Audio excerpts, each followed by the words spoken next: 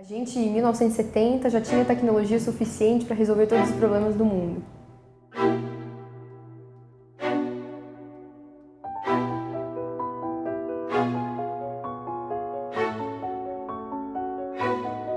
Lembrar-se que o vivo é isso, o vivo é aquele que questiona, que anda para frente, que procura, que busca, que interage. Eu já sou uma pessoa muito introspectiva e muito mental, né? E para fazer isso aqui é um lugar melhor. Se não for para fazer nada, sai do caminho.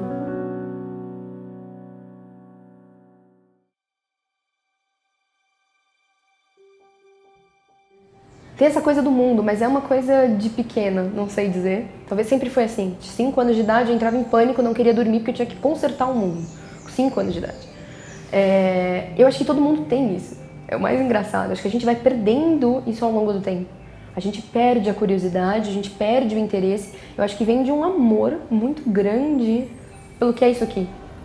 Pelo mundo, pela natureza, pelas pessoas. E pra fazer isso aqui é um lugar melhor. Porque, assim, se for usar pelo lado emocional, talvez seja isso. Pelo lado racional é assim, o problema da urbanização é um problema de todos.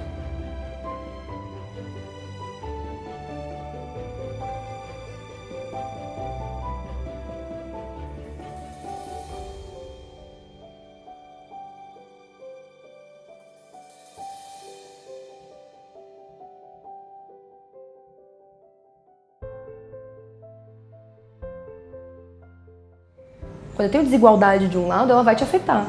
Aí você vai ter que colocar, infelizmente, um segurança, né, na porta do seu prédio, você vai ter que usar cerca elétrica, você vai ter que ter medo.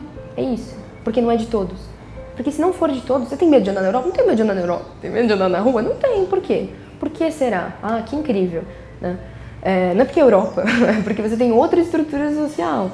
Então, acho que vem um pouco por aí. Vem essa coisa do usar a tecnologia como ferramenta. Ela tem que servir a algo. Pra mim não faz sentido se não tem um porquê. Tecnologia pela tecnologia, so what? Muito legal, mas é brinquedo. Não quer brinquedo. Então tem essa coisa muito do propósito de entender que está sobre os ombros de gigantes, não só tecnologicamente falando, em termos de conhecimento, em termos de informação, etc., mas em termos sociais. Alguém construiu o mundo que eu estou vivendo hoje. E eu estou aqui e eu sou um agente de construção desse mundo. Quer você saiba, quer você não saiba. Você está construindo o mundo em que você vive e para os outros.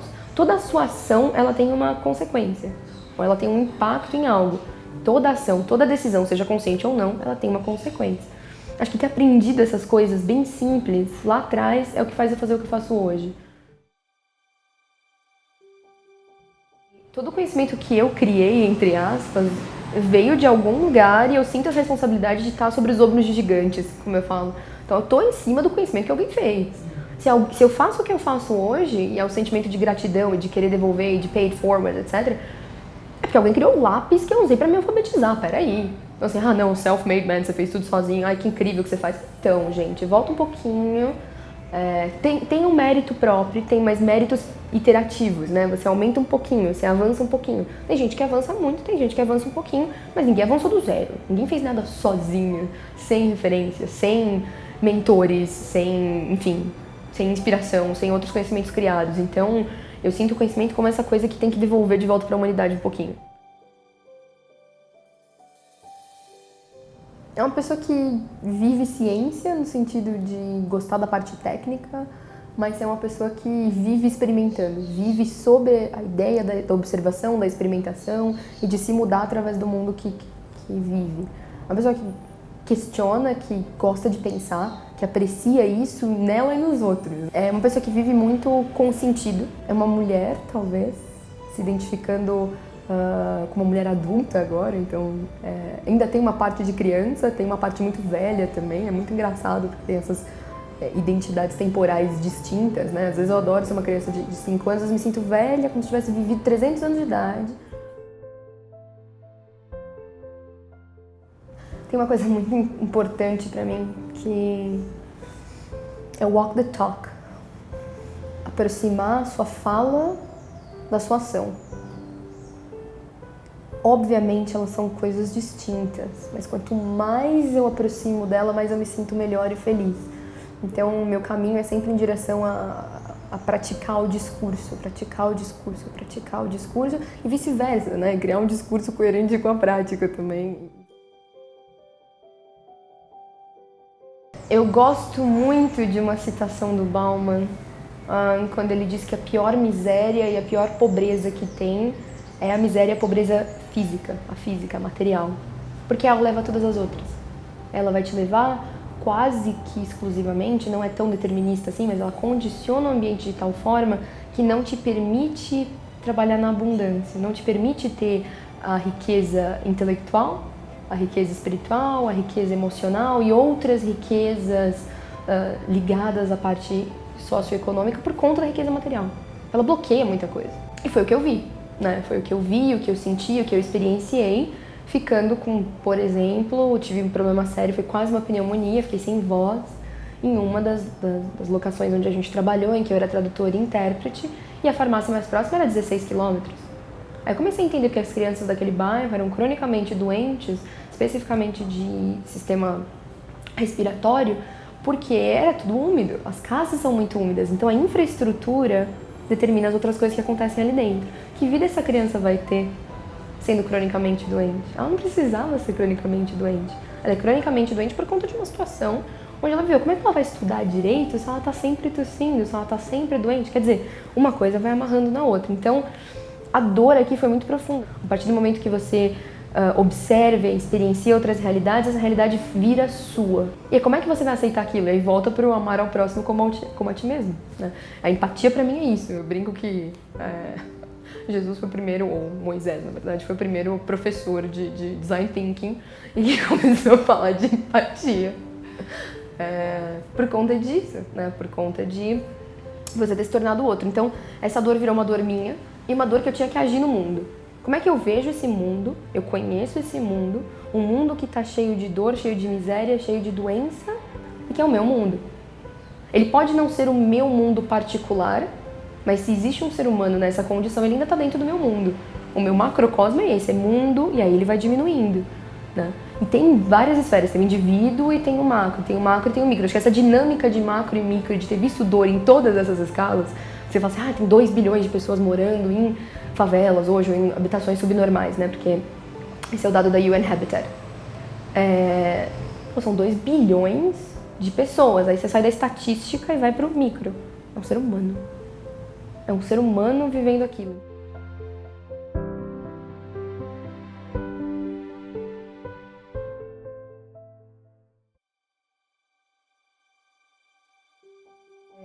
Eu acho que o mundo ele muda de acordo com a ação das pessoas. Então o otimista ele está sempre deslumbrado com tudo que há de muito bonito e não enxerga o outro espectro da realidade que não é necessariamente positivo. Ele é um espectro da realidade ruim, né? Tem dor, tem sofrimento, tem miséria, tem guerra, tem um monte de coisa desse lado aqui também.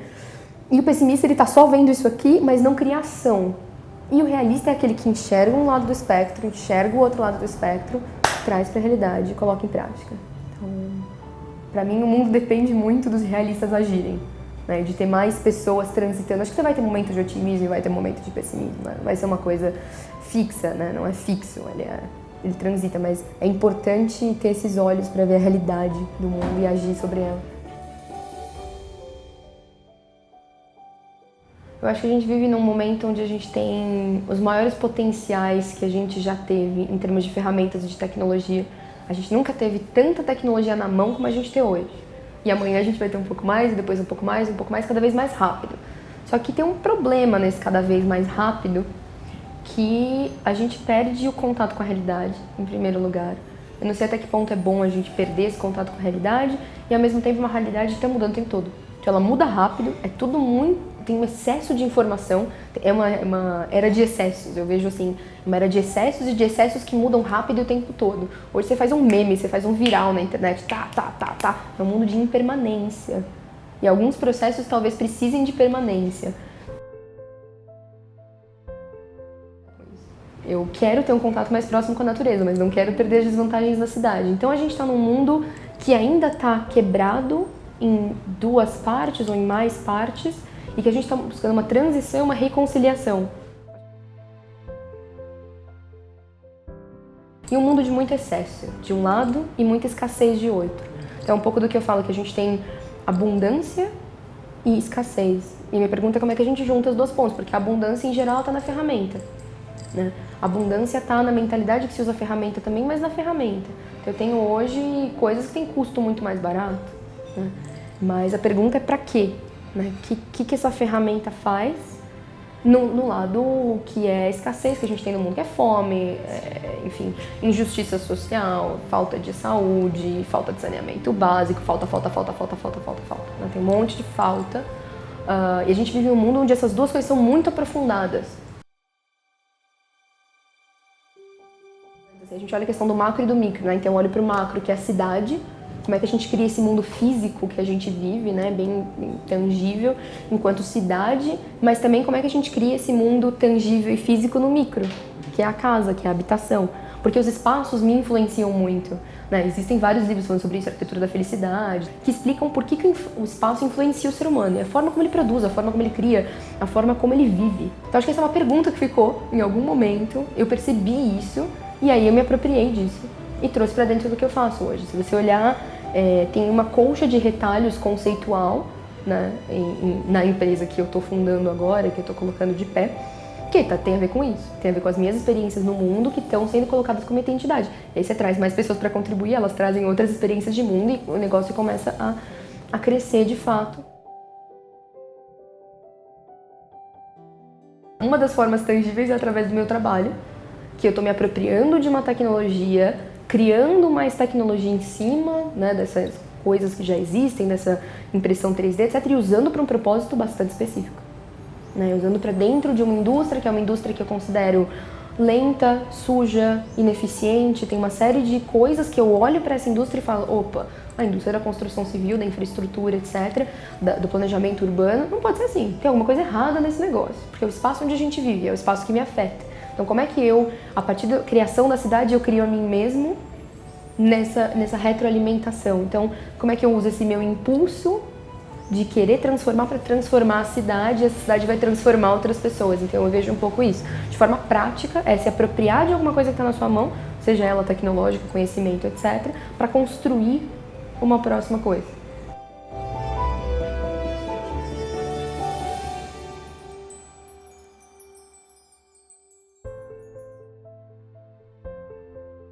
A gente, em 1970, já tinha tecnologia suficiente para resolver todos os problemas do mundo. 74. Assim, em 1974 a gente já tinha, hoje a gente tem mais ainda. Eu já tinha muita coisa que já tinha que estar no mercado.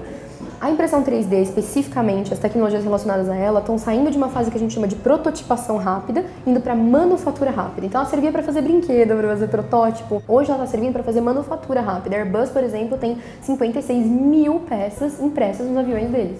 Da turbina a um trocinho de plástico que segura a cortina. Então, assim, tá saindo do protótipo do laboratório, dessa coisa aqui, para virar produto. Eu tô criando com aquilo que eu tô fazendo. Então, tá bom, eu tenho uma tecnologia e eu posso usar inteligência artificial para criar robôs que matam outras pessoas autonomamente. Uhul! Opa, eu posso usar essa mesma inteligência artificial para criar robôs babás para cuidar de velhinhos. São coisas muito distintas no seu propósito, mas é a mesma ferramenta, né? Então, para mim, de forma prática, olhar para uma ferramenta que você goste, que você tem afinidade, cada um vai ter afinidade com uma ferramenta diferente, né? Eu tenho afinidade com materiais, eu tenho afinidade com alguns componentes eletrônicos, também não tudo, né? Eu tenho afinidade com esse tipo de coisa.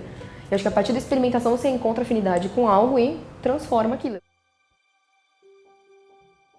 Tem tecnologias primárias e tem as de suporte, né? A tecnologia primária seria o quê? Impressão 3D, que é essa forma que a gente chama de manufatura aditiva. O que é isso? É uma produção só com os materiais que você precisa, não é subtrativa, não tem um bloco onde eu tiro o mármore, né? Então a gente não vai esculpir Davi, a gente vai imprimir Davi só com os materiais que precisam. Tem uma parte de ciência de materiais ligada ao concreto, ligada ao cimento, ligado à análise de materiais, otimização de misturas, etc. Entender como é que a gente usa resíduos. Para mim, resíduo é muito importante porque eu não consigo entender o conceito de lixo. Não sei se é alguma deficiência que ficou aqui ou se é só uma visão diferente de ver o mundo, porque para mim o lixo não existe, né? Tudo está dentro do mesmo ciclo. Então, assim, não existe o lixo plástico, lixo isso, lixo daquilo. Ele tem que virar alguma coisa de novo. Tem uma parte de robótica por conta da automação do processo, né? A impressão 3D ela requer um processo automatizado, mas aí tem um monte de outras coisas, do tipo inteligência artificial, machine learning, machine vision, tem um monte de outras tecnologias de suporte, bem como a parte de planejamento urbano, que cidade a gente está fazendo, uma cidade inteligente, não uma cidade inteligente, e como é que a gente faz o planejamento urbano, e zoneamento, e regulação, e legislação, tem um monte de coisa. Tem uma parte de tecnologias que já existem, né, que a gente está trazendo para dentro e integrando, que é o uso, por exemplo, do iPhone, né? A Apple não criou o GPS, a câmera, eles trouxeram, integraram num outro produto. Isso é uma coisa que a gente está fazendo também, mas tem outras tecnologias ali que a gente está criando. Né? Tem momentos que você vai integrar duas coisas que elas não encaixam, tem que criar uma coisa no meio para que elas de fato se integrem. Para mim, a tecnologia ela só vai chegar num ponto ótimo quando ela for indistinguível da natureza. Quando você não tiver distinção entre o que é natural e o que é artificial. A palavra artificial me incomoda muito. Então, por exemplo, a biomimética é uma coisa que me chama muita atenção. Então, provavelmente, algumas estruturas que a gente vai fazer tem uma cara biomimética. Copiar a natureza, entender como a natureza funciona e repetir esse padrão numa criação que é genuinamente humana. Para mim, é mais importante a existência daquilo do que o fato de ter sido eu que fiz. Para mim aquilo tem que existir. Quer seja eu, quer não seja eu. Aquilo tem que existir. Agora, se ninguém tá fazendo, eu vou lá e faço. Tem essa coisa um pouco obsessiva em relação ao conhecimento. Acho que todo criador, de certa forma, acaba sendo um pouco obsessivo, assim. Eu sentava de pequena no chão, botava um monte de papel sulfite. Então, meu melhor jeito de trabalhar é no chão, com um monte de papel em volta de mim. É ruim fazer isso no meio digital, é meio difícil. É difícil alguém no escritório entender que eu quero sentar no chão, descalça, com papéis. Mas é o que eu faço desde sempre. Essa foi a forma como meu corpo e minha mente aprenderam a pensar e a se relacionar com o mundo. Eu sempre me arrependo de não tentar mais, mas eu sou o tipo de pessoa que vai empurrar a barreira. Que vai empurrar a barreira ao máximo, a todos os limites, o que talvez em si seja um erro. O fato de não querer errar através de empurrar as coisas mais, talvez seja um erro. Talvez seja um erro porque eu forço os limites das coisas. Porque tem várias opções. Você pode olhar e falar, legal, não é meu problema. É problema do outro. Alguém tem que fazer alguma coisa. Adoro essa frase no Brasil. Alguém tem que fazer algo. Não eu. Eu tô me removendo da equação. Tem um momento que você fala assim, alguém tem que fazer, mas pode ser eu. Legal, então pode ser eu. O que eu vou fazer? Aí você se coloca como protagonista de uma ação, um agente de mudança, um agente de transformação, etc. E tem a terceira opção também, que é eu fazer porra nenhuma, tá tudo bem aqui, não vou fazer absolutamente nada, porque é isso. Porque não tem nada a ver comigo. Então tem vários níveis de envolvimento com essa dor que você pode escolher ou não. Mas aí é isso, você pode só sentir a dor também. Você pode sentiu a dor. E não age sobre isso. A questão é quando qualquer coisa te desperta a fazer algo melhor. Eu olho pra coisa e eu quero que ela seja melhor. Então eu olho pro quadro, ele podia ser um pouquinho melhor assim. Por que não tem um sistema novo de tomada? Por que não tem...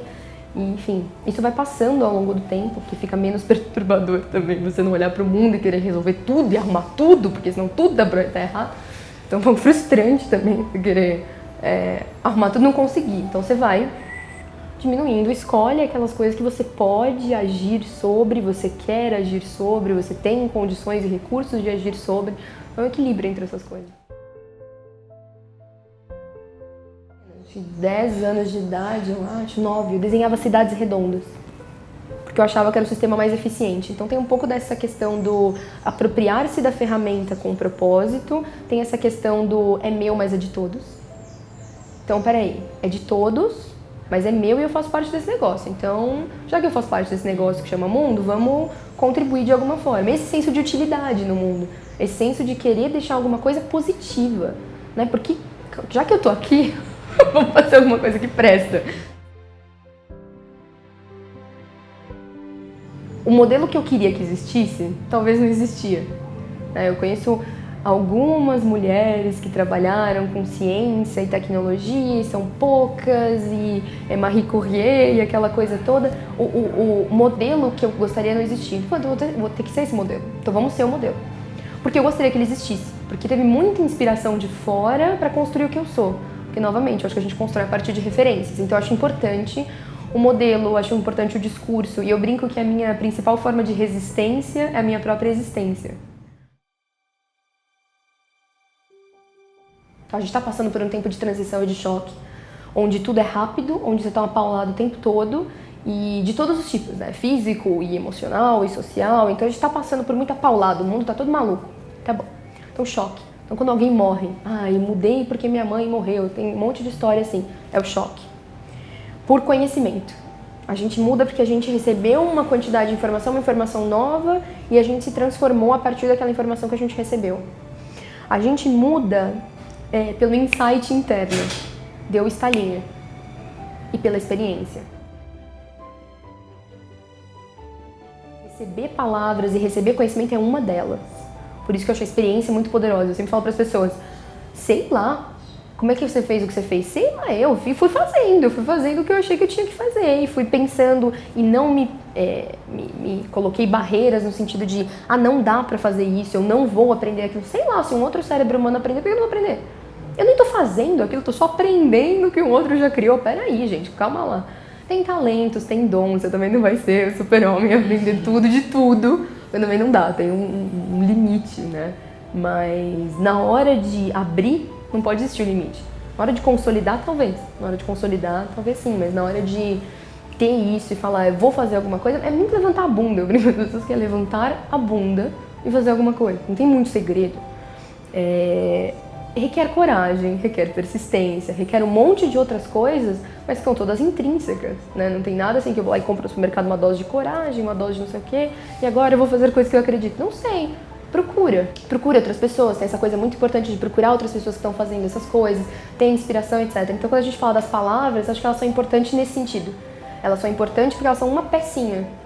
Mas tem muitas outras coisas que levam a essa mudança de consciência, eu acho. Permitir-se as perguntas, permitir observar, permitir experimentar, permitir perguntar. Sair do piloto automático é tão difícil, gente. Não entra no piloto automático, eu falo para as crianças, não entra.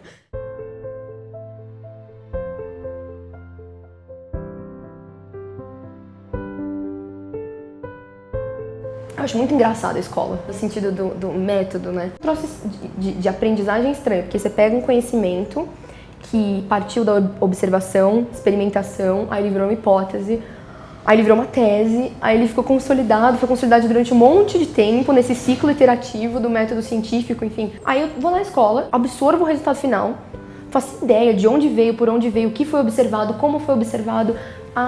Porque a construção do conhecimento é essa aqui, aí você come só o final. É tipo um fast food, assim, de conhecimento. Calma, então eu não acompanhei o processo, então eu não tenho esse processo aqui dentro, então eu não sei repetir sozinho. Não saber repetir isso sozinho faz com que você talvez não saiba lidar com esse tipo de coisa. Você não sabe olhar para uma coisa, observar, experimentar, aprender com ela, iterar. É isso, não tem nada diferente desses métodos do que eu faço para encontrar o meu trabalho, para encontrar o que eu quero fazer, para encontrar a ação. Observe, experiencie o mundo.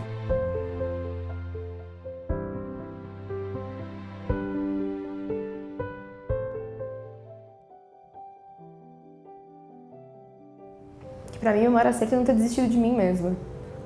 Por mais que eu tenha desistido de outras coisas e outras pessoas. Um acerto é não desistir de si.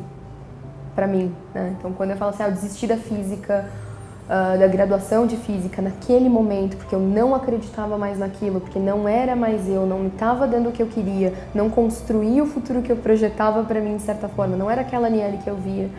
Não era aquela Aniele que tinha motivação para fazer o que estava fazendo, não acreditava no que estava fazendo, não acreditava na forma muito teórica do curso ser levada, por exemplo. A Aniele não abriu mão da física, a Aniele abriu mão daquele curso de graduação de física naquele momento, mas a Aniele não abriu mão de si. E foi a coisa mais importante que eu fiz por mim. Poder compartilhar, compartilhar é um negócio que me deixa muito feliz, assim. Eu adoro dar aula, dar palestra, esse tipo de coisa. Essa comunicação me faz feliz nesse sentido, porque eu tô dividindo um pouco do que tá aqui com o outro e empoderando o outro, de certa forma, para fazer a mesma coisa. Então, isso me deixa muito feliz. Gostaria de poder ter mais impacto, digamos assim, na vida das pessoas, de poder influenciar mais pessoas, de poder estar próximo de mais pessoas, para ter escala desse tipo de pensamento, para poder comunicar esse tipo de ideia e dizer para as pessoas que elas podem fazer também. O que você vê para o futuro da Urban 3D? Eu vejo